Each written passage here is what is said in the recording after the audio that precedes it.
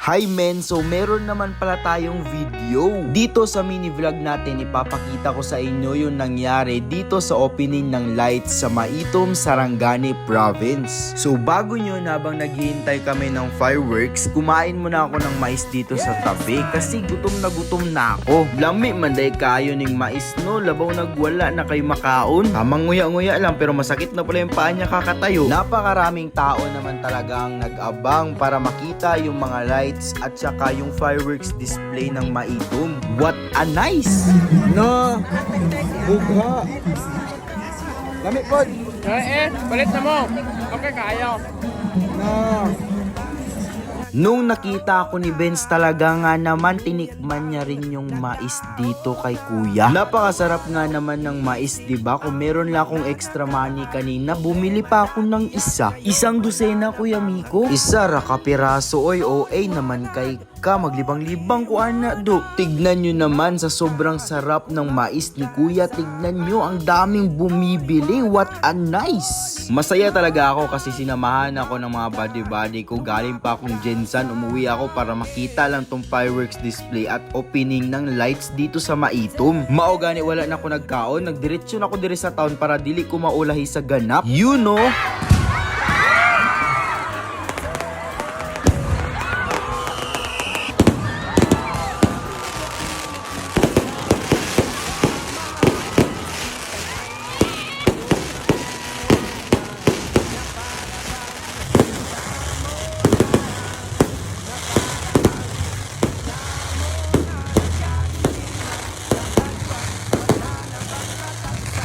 Grabe men, look at this crowd. Nandito tayo ngayon sa Maitom at ramdam na natin yung Pasko. Christmas na talaga dito sa Maitom. What a nice! Can you believe it? Estimated 8,000 people ang nandito ngayon. Tonight is extra special dahil history in making ito sa atin mga Maitomyans. Bakit naman Kuya Miko? Kabalo ba mo? Unsa, wala may kabalo Kuya Miko.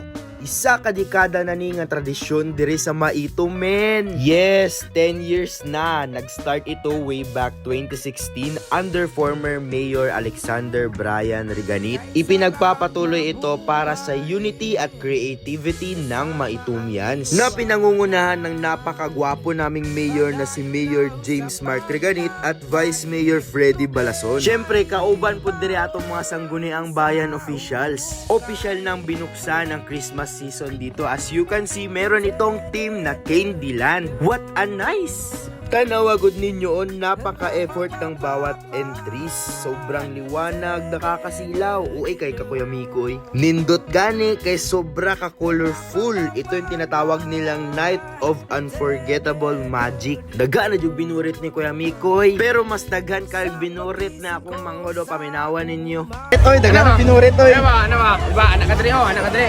Guys, naanami diri sa naano ko diri sa Maitom guys. Sus, pagliko ni mo ano, na yung mga tao sa likod. Anak. Tagalog binurit oy. So nami diri karon sa Maitom.